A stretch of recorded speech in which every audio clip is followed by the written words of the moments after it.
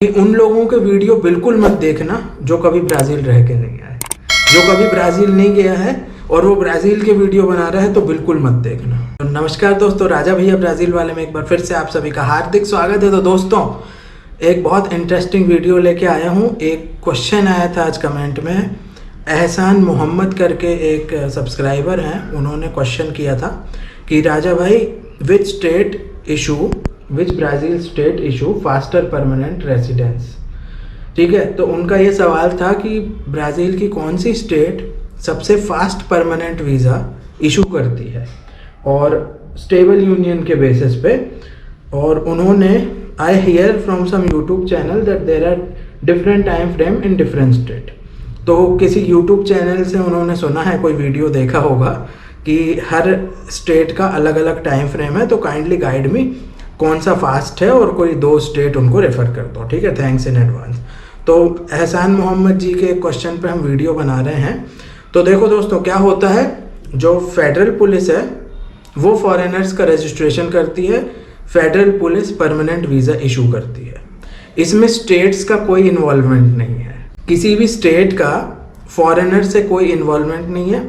Federal government के अंदर आती है फेडरल पुलिस, और ये जो फेडरल लेवल के इशू होते हैं जैसे फॉरेनर है, इमिग्रेशन है, ये लोग फेडरल पुलिस के अंडर आते हैं, स्टेट के अंदर नहीं आते। पहली मैं आपकी दुविधा को दूर कर देता हूँ। दूसरी चीज़, पीआर जो है वो किसी भी बेसिस पे जो है फेडरल पुलिस देती है, और कुछ केसेस में फेडरल पुलिस को डायरेक्ट पीआर देने की अथॉरिटी है। मतलब वो डायरेक्ट आपका रजिस्ट्रेशन कर देंगे, पीआर का ही डायरेक्ट, किसी से वो परमिशन नहीं लेंगे, डायरेक्ट पीआर का आपका रजिस्ट्रेशन होगा, 1 महीने में कार्ड आ जाएगा। तो ये कुछ केसेस मैं आपको बताता हूँ, जैसे मैरिज है, स्टेबल यूनियन है, चाइल्ड है, क्योंकि शादी से, स्टेबल यूनियन से, चाइल्ड से आपको राइट आ जाता है, आपको अधिकार आ जाता है वहाँ रहने का। तो उस केसेस में वो डायरेक्ट आपका पीआर का रजिस्ट्रेशन करेंगे, 6 महीने का टेम्परेरी रेसिडेंस दे देते हैं वो, जब तक आपका कार्ड नहीं आया, और उसके बाद 1 महीने में आपका कार्ड आ जाता है। तो इन केसेस में फेडरल पुलिस डायरेक्ट इशू कर देती है। कुछ केसेस हैं जिसमें उनको आपकी एप्लीकेशन लेबर मिनिस्ट्री या लॉ मिनिस्ट्री को भेजनी पड़ती है। तो लेबर मिनिस्ट्री को, जैसे वर्क का कुछ होगा आपका या कुछ होता है, उस केस में फिर वो लोग लेबर मिनिस्ट्री, लॉ मिनिस्ट्री को भेजते हैं कुछ अलग केसेस में। तो उन पे हम अभी बात नहीं करने वाले, हम इनके साहब के क्वेश्चन पे बात करेंगे। तो देखो, टाइम फ्रेम जो उन्होंने बोला था वो सब जगह सेम है, क्योंकि फेडरल पुलिस ही करती है।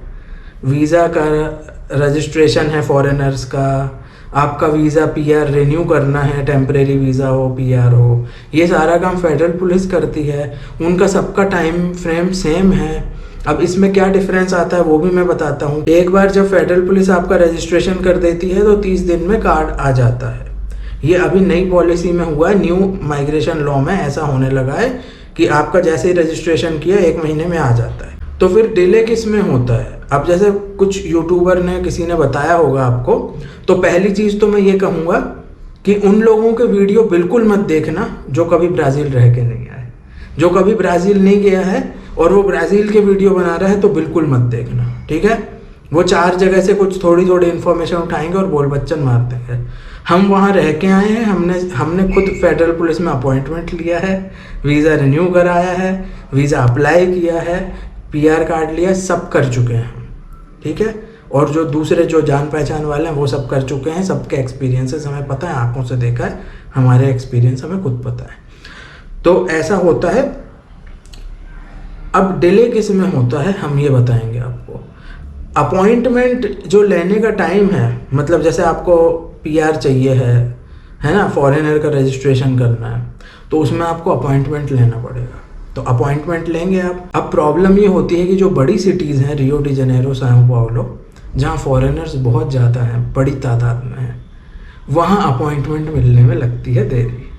मतलब आप आज जाओगे ना उनके पास, तो कहो वो 1-2 महीने, 3 महीने के बाद का अपॉइंटमेंट देते हैं।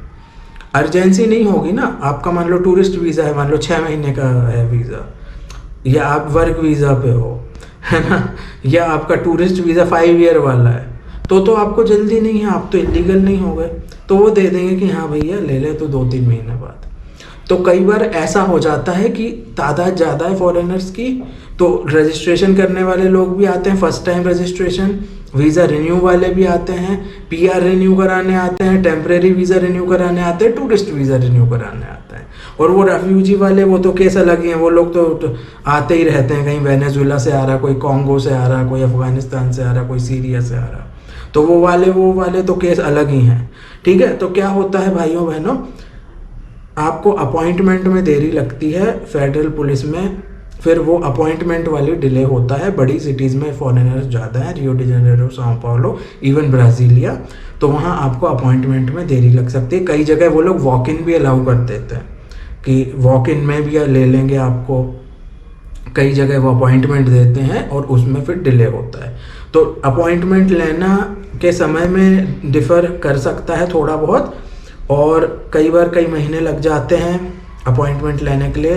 अब जैसे छोटी सिटीज़ हैं, कुर्तीबा है, फिर साओ जोसे दो कैंपोज है साओ पाउलो में, तो ये जो छोटी सिटीज़ हैं ना, वहाँ फॉरेनर्स कम हैं, तो वहाँ हो सकता है कि वो आपको 10 दिन बाद का, 15 दिन बाद का दे दें, ऐसा भी हो सकता है।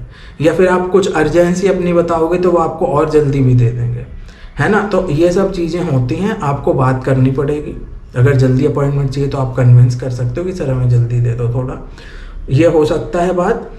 तो छोटी सिटीज़ में फॉरेनर कम होते हैं, तो अगर आपको ऐसा है कि भाई रियो में, साओ पाउलो में बहुत फॉरेनर्स हैं, टाइम लगेगा, तो फिर छोटी सिटीज़ हैं, है ना। और देखो मेरे प्यारे भाइयों बहनों, अगर आपके वहाँ पे गर्लफ्रेंड है या वहाँ पे बॉयफ्रेंड है तो आप उसी की सिटी में जाओगे ना, रियो में रह रही होगे तो रियो में ही जाओगे, समझे। एड्रेस प्रूफ वहीं का चाहिए ना। अब आप सिर्फ रियो में रहोगे और कुर्तीबा थोड़ी जाओगे पीआर अप्लाई करने वो देंगे भी नहीं, एड्रेस प्रूफ कहाँ है तुम्हारा, ठीक है। तो आप जहाँ रहोगे वहीं आपको अप्लाई करना पड़ेगा। ऐसा कोई नहीं है कि कोई स्टेट है वो आपको जल्दी दे देगी, स्टेट का कोई इन्वॉल्वमेंट नहीं है, स्टेट का, पुलिस का, ये स्टेट गवर्नमेंट का, ये सब फेडरल लेवल के इशू हैं। जैसे हमारे यहाँ सेंट्रल गवर्नमेंट होती है इंडिया में, तो जैसे यहाँ सेंट्रल है वहाँ फेडरल है, तो फेडरल सेंट्रल वाले इशूज़ हैं ये। तो जहाँ आप रहोगे वहीं पे आपको अप्लाई करना पड़ेगा। और हाँ, ऐसा हो सकता है अगर आप मान लो टूरिस्ट वीज़ा पे जा रहे हो और वहाँ आप कुछ जॉब वॉब कुछ सर्च कर रहे हो, तो छोटे सिटी में आप जा सकते हो, है ना। तो ये चीज़ होती है। फिर छोटे सिटीज़ में वो एम्प्लॉयमेंट अपॉर्चुनिटीज़ भी कम होती हैं। तो जैसा आपको फिर ठीक लगे, तो मैंने आपके डाउट क्लियर करें कि स्टेट का कोई लेना देना नहीं है, और छोटे सिटीज़ में फॉरेनर्स के नंबर कम होते हैं तो जल्दी भी अपॉइंटमेंट मिल जाता है।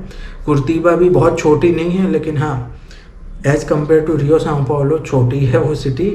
और फेडरल पुलिस जो है वही सब फॉरेनर्स का न्यू रजिस्ट्रेशन भी करती है, टेम्परेरी वीज़ा का भी न्यू रजिस्ट्रेशन करती है, रिन्यू करती है वीज़ा, सब कुछ काम वही करती है, इसीलिए टाइम लगता है। तो जितने भी फॉरेनर्स होंगे वो सब फेडरल पुलिस में जाएंगे। हम जब रियो में फेडरल पुलिस में गए थे तो वहाँ खूब सारे फॉरेनर्स मिले थे, कोई कोलंबिया का था, कोई वेनेजुएला का था, कोई सीरिया का था, है ना। कोई एक तो जर्मन डिप्लोमेट आए थे अपना वीज़ा रिन्यू कराने, ऐसा कुछ हुआ था शायद। तो उनको बहुत भाव दे रहे थे फेडरल पुलिस वाले, जो भी होगा। तो जर्मनी के ही डिप्लोमेट थे वो, शायद कॉन्सुलेट ऑफिस से होंगे कोई। तो ऐसा सब चल रहा था। तो दोस्तों, जो इन्होंने क्वेश्चन पूछा था, ऐसा कुछ नहीं है कि कोई स्टेट जल्दी देती है। छोटे शहरों में अगर आप जाएंगे तो अपॉइंटमेंट का टाइम आपको जल्दी मिल सकता है, बड़े शहरों में भीड़ ज़्यादा रहती है तो वहाँ टाइम लगेगा। तो ये साहब का मैंने क्वेश्चन आंसर कर दिया, एहसान मोहम्मद का, और कई लोगों का इसमें ये आंसर हो गया होगा। बहुत सारे लोगों को ये सब डाउट रहते हैं। तो दोस्तों, वीडियो कैसा लगा कमेंट करके बताइएगा। और कोई डाउट हो तो बिंदास कमेंट कर दो, है ना। आपके डाउट पे भी हम और वीडियो बना देंगे, कुछ और क्लैरिफिकेशन होगी कोई, जैसे ये थोड़ा कॉम्प्लिकेटेड ही क्वेश्चन था इनका, है। तो वीडियो देखने के लिए बहुत बहुत धन्यवाद। जय हिंद, भारत माता की जय, वंदे मातरम।